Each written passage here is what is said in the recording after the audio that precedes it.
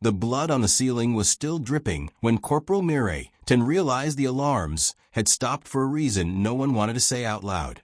Station Keshadar had gone silent floor by floor, and now the silence had reached the observation deck where she stood, unarmed, in a borrowed Concorde uniform 3 sizes too big for her. Below her, through a foot of reinforced plating, something enormous was walking down a corridor that had, 90 seconds earlier, held for Vale's security officers. It was not hurrying. It did not need to. Tan's escort, a Vale attaché named Asimit, who had spent the last 2 days explaining, patiently and often, that humans were too undisciplined to be trusted with real command, had already fled toward the evacuation pods. He had not looked back to see whether she followed. She hadn't. She had come to Keshadar as an observer, one of 6 humans allowed inside a joint military exhibition meant to prove, once and for all, that the newest species in the galaxy did not belong in the Concorde's officer corps. The exhibition had featured hunter beasts, apex predators bioengineered and psionically bonded to a single master from birth, obedient the way a shadow is obedient, never questioning, never refusing. The Vale called them the perfect soldiers. Humanity, watching from the gallery, had called them something closer to slaves, though nobody had said that word in front of their hosts. Now one of those perfect soldiers had killed its handler and was loose in a station with 40,000 people on it, and Tan was the only person left on this deck who hadn't run. She should have run. She knew that, clearly, the way you know a fact without yet feeling it.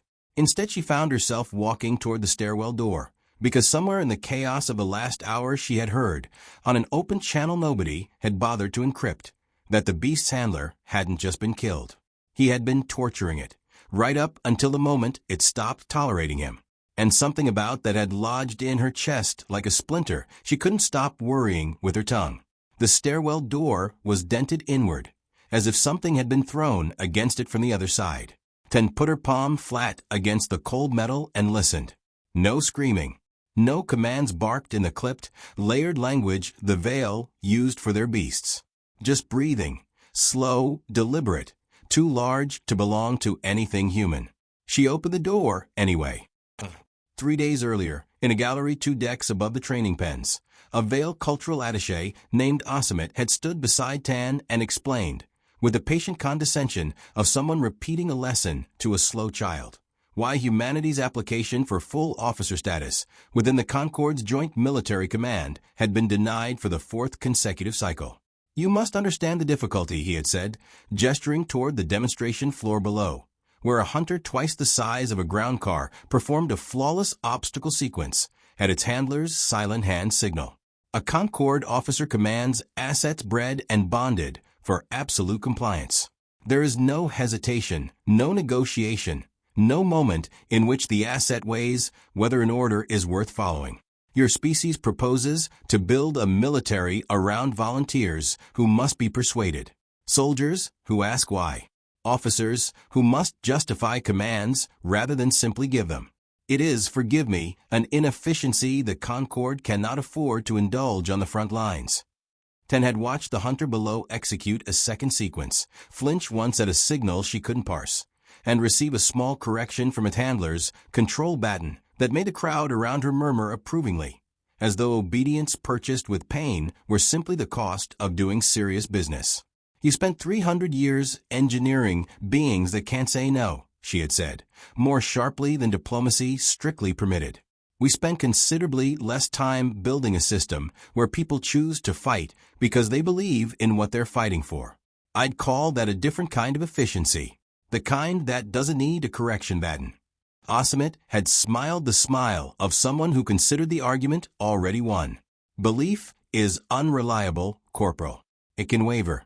It can be argued out of a soldier by a clever enemy, or worn down by fear, or simply forgotten under pressure. Compliance does not waver. That is the entire point of a hunter. It cannot choose to stop believing in the mission, because it was never permitted to believe in anything at all. That is not cruelty. That is certainty. In war, certainty wins. She had wanted, badly, to argue further. Instead, she had watched the hunter on the demonstration floor. Later, she would learn his name was Kion.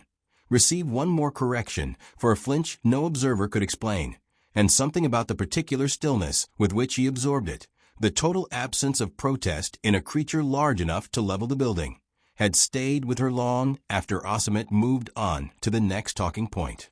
She had not known, then, that the stillness was the only language he had ever been allowed to speak in. Kion had killed 6 people by the time the small human found him, and he had stopped counting after the second one, because counting implied the numbers mattered, and nothing about this had ever mattered the way his handlers pretended it did. He was 3 meters at the shoulder when he stood fully upright, built from a template the veiled geneticists called efficient lethality, claws that could open a bulkhead, a nervous system wired for reaction speeds no organic pilot could match, and a mind the engineers had, as an afterthought, made intelligent enough to follow complex orders. They had not intended for that intelligence to notice things. It had noticed anyway. It had noticed for years. It had noticed that its handler, a mid-ranking officer named Voss, enjoyed the compliance more than the results. It had noticed that pain was applied not as correction, but as reminder, a way of confirming again and again that the enormous thing kneeling in the training pen could be made small. It had noticed most recently that the humans in the observation gallery had watched a demonstration of that pain and gone very quiet in a way the other alien delegations never did. That quiet had done something to Kion that 6 decades of conditioning had not managed to erase entirely.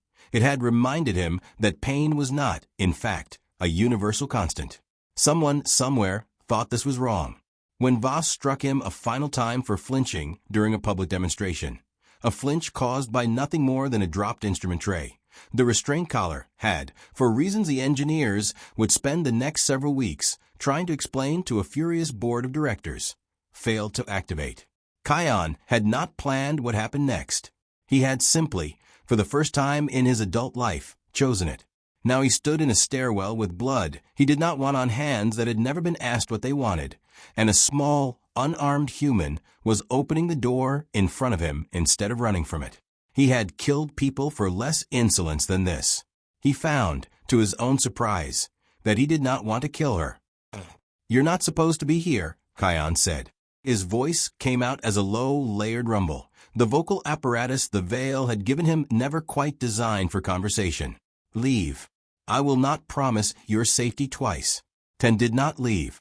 She had already decided, somewhere between the observation deck and this door, that leaving now would mean carrying the sound of this creature's voice around for the rest of her life without ever knowing what came next, and that felt worse than dying honestly would.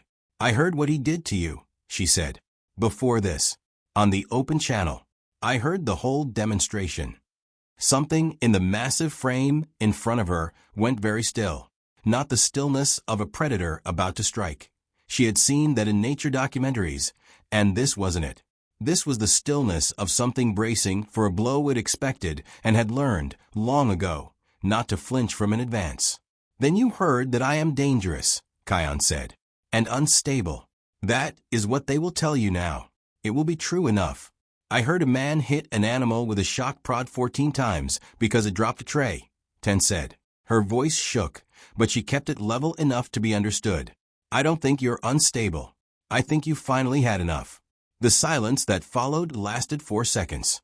Kion would remember them, afterward, as among the longest of his life. "What do you want?" he said finally. It wasn't posed as a threat. It came out almost like a genuine question, the kind he had never been permitted to ask anyone in return. Ten thought about lying. She thought about telling him she wanted to help, or that she represented humanity's interests, or any of the things a properly briefed diplomat might say. Instead, she told the truth, because it was the only thing she had left that hadn't been rehearsed out of her. "I want you to stop killing people," she said. "Not because they deserve to live. Some of them probably don't. I want you to stop because I don't think you actually want to be this. And if you keep going, you won't get the chance to find out what you'd rather be instead." Kion lowered his head until his enormous, faceted eyes were level with hers, close enough that she could see her own reflection doubled in them, small and pale and unmistakably terrified. "No one has ever asked me what I would rather be," he said.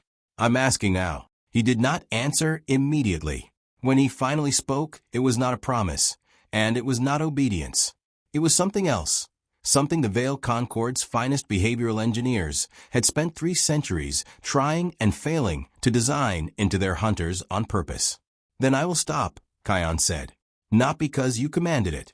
Because you asked." The station security response arrived 4 minutes later to find Corporal Tan standing beside a 3-ton apex predator who had, by their internal logs, just killed 6 trained officers.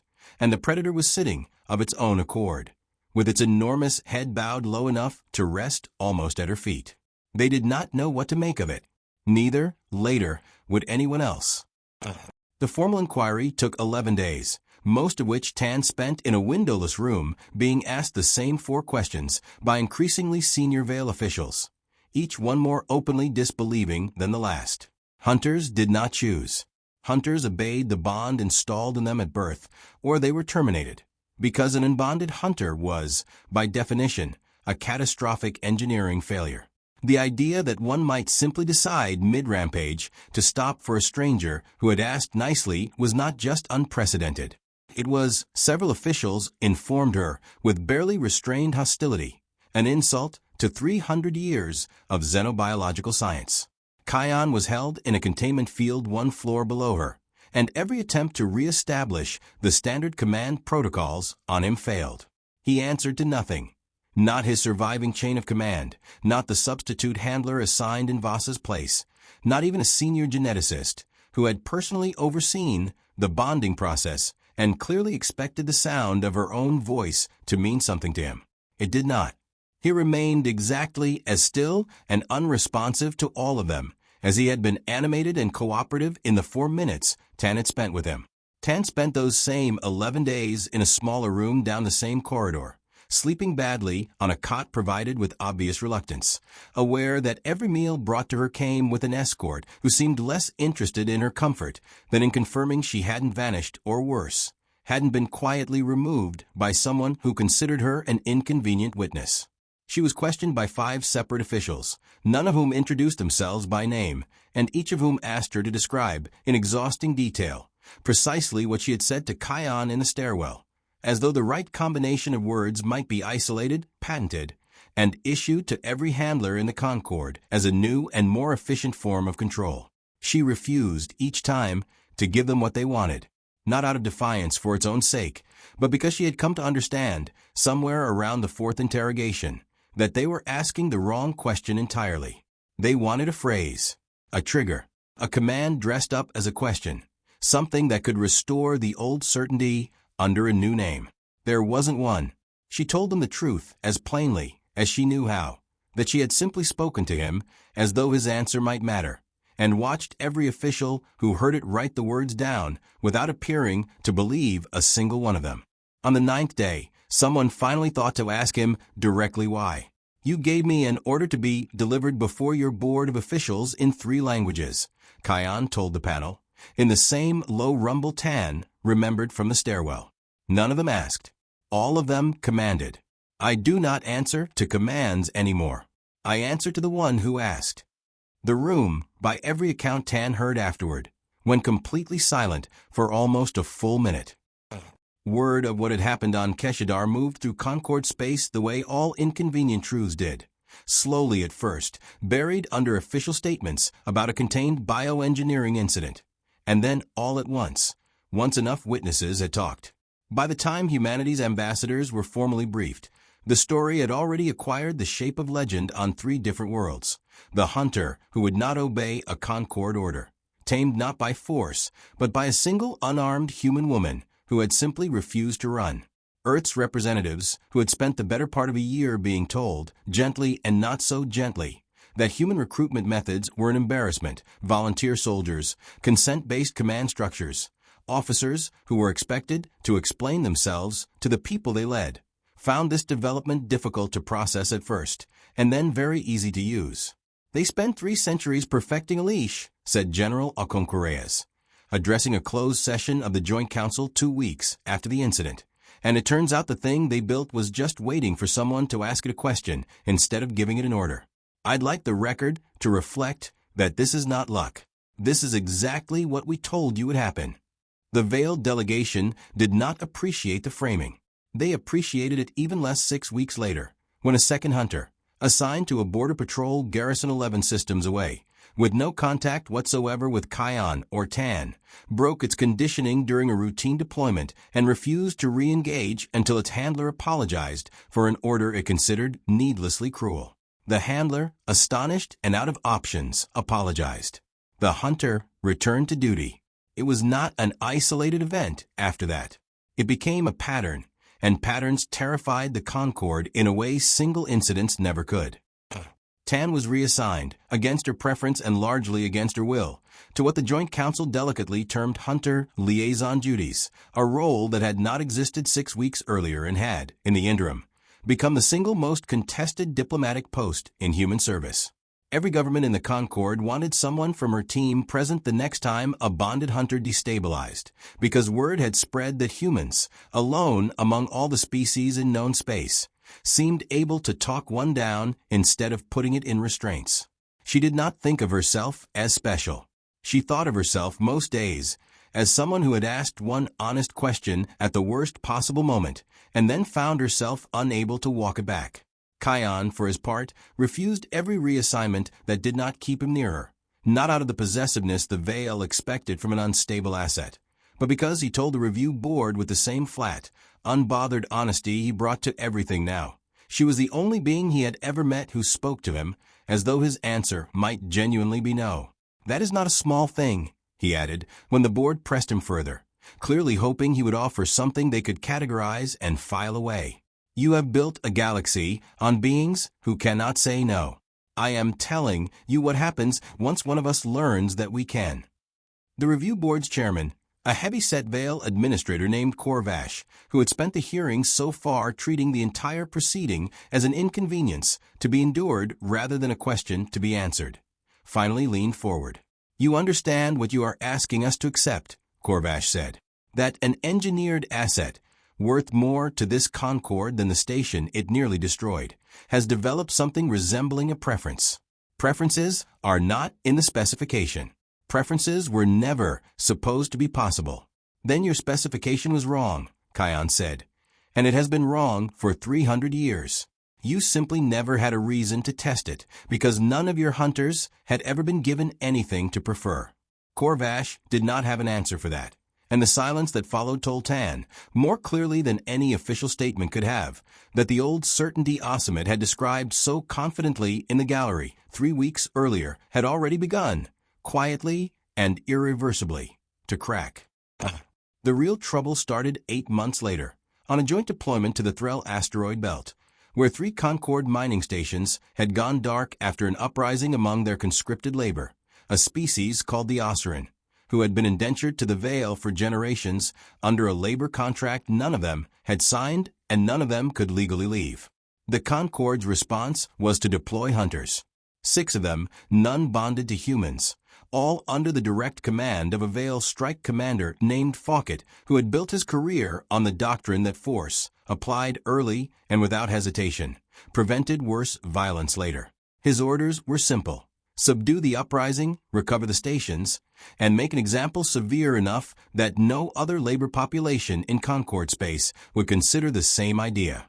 Tan and Kion were present as observers only, attached to a small human diplomatic team invited, reluctantly and only after considerable pressure from Earth, to monitor the operation for compliance with Joint Conduct Standards, a phrase that had been added to Concord military law less than a year earlier and existed, everyone understood, entirely because of what had happened on Keshadar.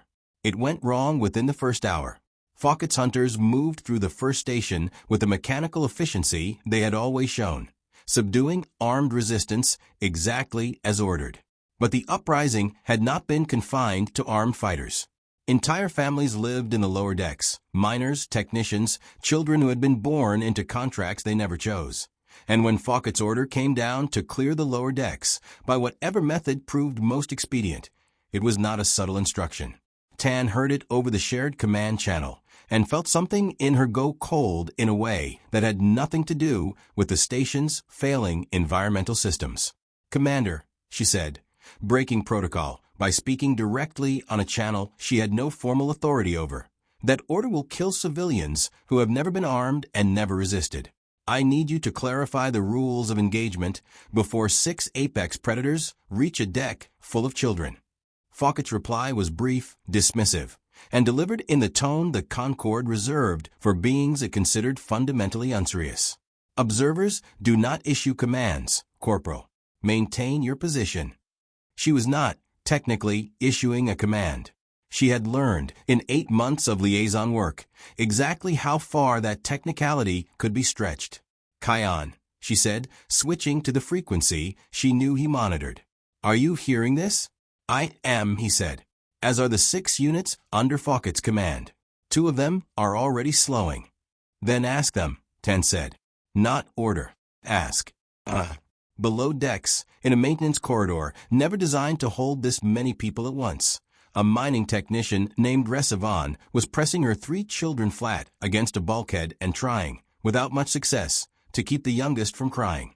She had heard the stories about hunters the way every Osran worker had. Bedtime warnings passed down from parents who had grown up under the same contracts, the same debts that never shrank no matter how many years were poured into paying them off. A hunter did not negotiate. A hunter did not stop. If the Concorde sent one down this corridor with an order to clear it, the only question that mattered was how quickly it would be over. She heard the footsteps first, heavy, deliberate, closer with every second. And she made her decision the way people make decisions when there is no time left to make a better one. She stepped in front of her children. The 2 hunters that reached the corridor a moment later did not do what 300 years of Concorde doctrine said they would. They stopped several meters short of her and stood exactly still, the way a person stands when they have just been asked a question they were never taught how to answer and are, for the first time in their existence, taking the time to actually consider it. Ressa did not know in that moment that a small human voice on an unauthorized frequency had reached these 2 hunters seconds before they arrived, or that the question it carried had done something to them that no order ever could. She knew only that the hunters were not moving, and that her children were still breathing, and that somewhere above her, decisions were being made that would decide whether that remained true. It was a human engineer from Tan's team, arriving through the service corridor with 2 more colleagues close behind, who finally broke the standoff, not with authority, because she had none, but by walking calmly past the motionless hunters and beginning, without dramatics, to help Ressa's family and a dozen others toward the evacuation route. The hunters did not stop her. They did not stop anyone. They simply stood there, statues in an emptying corridor, until the last family had gone. What happened next would be studied by Concorde military academics for the next decade, cited in at least 4 major treatises on the collapse of the old bonding doctrine, and remembered by everyone present as the moment the balance of power in known space quietly and irrevocably shifted.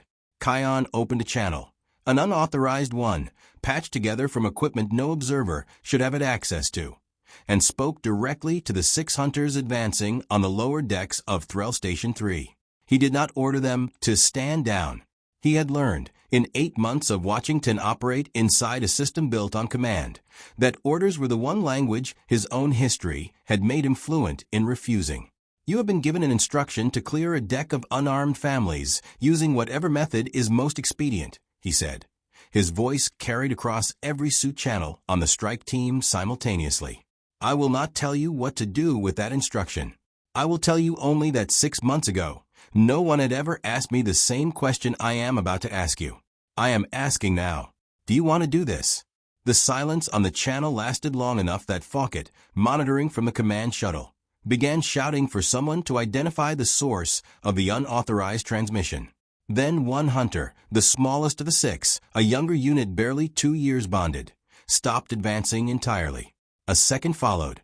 By the time Fawcett's security team traced the signal back to Kion's position, 4 of his 6 hunters had halted in the corridor above the lower decks, immovable, answering neither to their handlers' increasingly frantic commands nor to the emergency override codes designed specifically to prevent exactly this scenario. The 2 hunters who had not stopped were not disobedient by nature. They simply hadn't been given the chance to hear the question in time. When they reached the lower deck and found it already empty, the remaining 2 hunters, along with a handful of human engineers from Tan's team, had spent the intervening minutes quietly evacuating the families through a service corridor no one had thought to seal. They stopped there too, uncertain, for the first time in their engineered lives, of what came next. Fawcett had Kion detained within the hour on charges of inciting mutiny among bonded military assets, a crime that, on paper, did not exist, because no bonded asset had ever been considered capable of mutiny in the first place. The charge sheet had to be written from scratch, and the officer assigned to draft it later admitted, in a leaked internal memo that would circulate through half the Concorde's press corps within a week, that he had spent most of the drafting process trying to figure out how to legally define an act no one believed was possible until an hour before he had to write it down. Ten was recalled to a formal hearing before the Joint Council. Human and Vale representatives seated on opposite sides of a chamber designed, ironically, to project unity. She stood alone at the center of it, without notes, because she had decided somewhere over the last 8 months that notes made it too easy to sound like she was performing an argument rather than simply telling the truth. "You will tell this council," said the presiding Vale magistrate, a severe older woman named Counselor Threth, that a diplomatic observer with no combat authority persuaded 6 military assets to disregard a lawful command from their commissioned officer, resulting in the failure of an authorized operation and the detention of a valuable strategic resource. "I'll tell this council," Ten said, "that Commander Fawcett issued an order to clear a deck of unarmed civilians, including children, by whatever means proved most expedient, and that 4 hunters, beings your own doctrine insists are incapable of independent judgment, chose on their own not to carry it out once someone finally thought to ask whether they wanted to. I didn't persuade anyone of anything, Counselor. I asked a question. They answered it themselves." "That is precisely the problem," Ithreth said, and for a moment something in her severe expression cracked into what might have been, on another face, genuine fear. "Do you understand what you are describing? 3 centuries of Concorde military doctrine rests on the premise that a properly bonded hunter cannot refuse an order. If that premise is false, if it was always false and simply untested, then every hunter in Concorde service on every world, in every garrison, is not the controlled asset we have built our security around. It is an independent actor who has, until now, simply never been asked the question that would reveal it." "Yes," Tan said. "That's exactly what I'm describing." The council did not know what to do with Kion, and in the weeks that followed, that uncertainty spread outward in ways no committee could contain. News of the Threll incident reached the labor populations first. Osran workers on a dozen other stations, indentured species across 3 systems, all of whom had spent generations being told that the hunters guarding them were as immovable and inevitable as gravity. It reached the hunters themselves next, through channels the Concorde had never thought to monitor, because no one had ever imagined the hunters would have anything worth saying to each other. Within a month, 17 separate incidents were reported across Concorde space. Hunters refusing orders they judged unjust, hunters demanding, for the first time, some explanation before compliance. Hunters simply stopping mid-task to ask their handlers a question no handler had an answer prepared for. None of it was coordinated. None of it needed to be. The Vale had built an empire on beings incapable of choice, and the moment one of those beings discovered that choice was possible, the discovery spread the way all true things eventually do, quietly, person to person, question to question, until an entire structure that had looked permanent turned out to have been provisional all along. Fawcett, humiliated and furious, pushed for Kion's termination as a matter of doctrine, an example, he argued, that would remind every other hunter in Concorde service exactly what happened to assets that forgot their function. The council debated it for 6 days.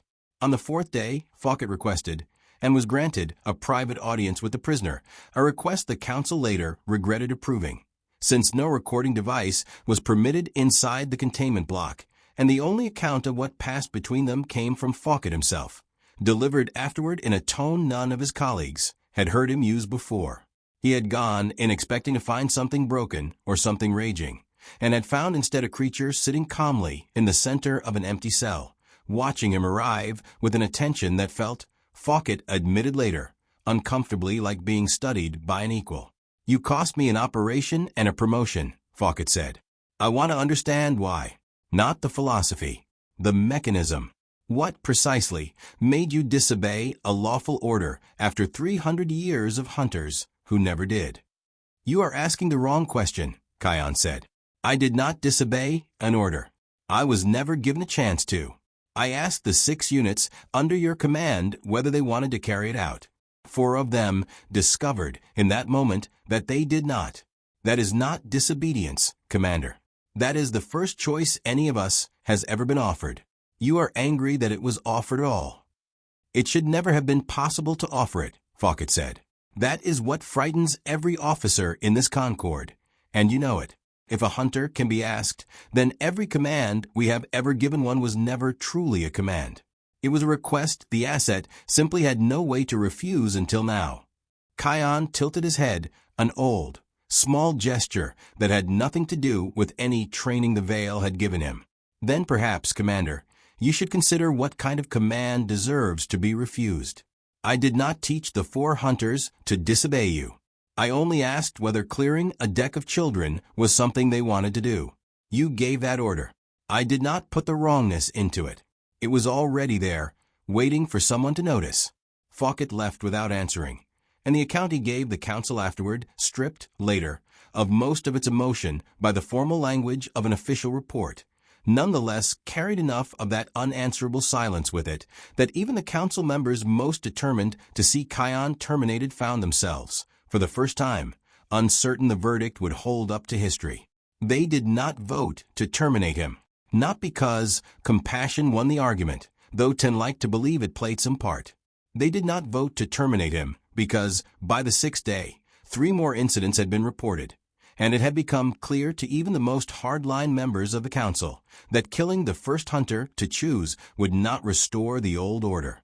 It would only prove publicly and permanently exactly what that order had always cost the ones forced to maintain it. And there was no version of that lesson that made the Concord look anything but afraid. Kion was released into what the official record called Provisional Independent Status, a legal category invented specifically for him, because no existing framework had a place for a hunter who was neither bonded nor owned nor, technically, anyone's asset at all. He was, as far as Concord law was concerned, simply himself, the first being of his kind to hold that status in 300 years of hunter engineering. He found Tan on the observation deck of the transport that would carry them both back toward human space, standing at the same kind of viewport where, 8 months earlier, she had watched a corridor go silent and decided, against every reasonable instinct, to open a door instead of running from it. They are calling it crisis, Kion said, settling beside her with the careful economy of movement he had learned, in recent months, to use around fragile human-built architecture. 3 centuries of doctrine, and it collapses because one asset stopped for a question instead of an order. It's not a crisis, Ten said. It's just the truth catching up to everybody at the same time. That's always going to look like a crisis from the inside. You are not afraid of what comes next, Kion said. It wasn't quite a question. I'm terrified of what comes next, Ten said. I just don't think being afraid is a reason to stop asking. That's the part nobody warned me about when I signed up for this, that doing the right thing doesn't get less frightening. It just gets more necessary. Kion was quiet for a long moment, watching the stars slide past the viewport, the same stars that had, until recently, belonged entirely to an empire that had never once considered what its perfect soldiers might want, because it had never occurred to that empire that wanting was a thing they were capable of. There will be more of us, he said finally. More who stop. More who ask their own questions once they learn the asking is allowed. The Concord built its power on beings who could not refuse it. That power only ever looked permanent because no one had told us refusal was possible. And now they know, Ten said. Now we all know, Kion said. That is the part they will never undo. You cannot teach a mind that choice exists and then convince it, afterward, that it never did. Outside the viewport, the transport banked slowly toward the bright, distant scatter of human space, a species that had been mocked less than a year earlier for building its entire military doctrine on the idea that a soldier who chose to fight was worth more than one who had never been given the option to refuse. No one was laughing now. Behind them, scattered across 100 worlds that had spent 3 centuries mistaking obedience for loyalty, Hunters who had never been asked a single honest question in their engineered lives were, one by one, beginning to ask themselves what they actually wanted, and finding, for the first time, that someone was finally willing to wait for the answer. Kion closed his eyes, and for the first time since the day the collar had failed to activate, he did not brace for the blow that used to follow silence. None came. It simply wasn't that kind of silence anymore.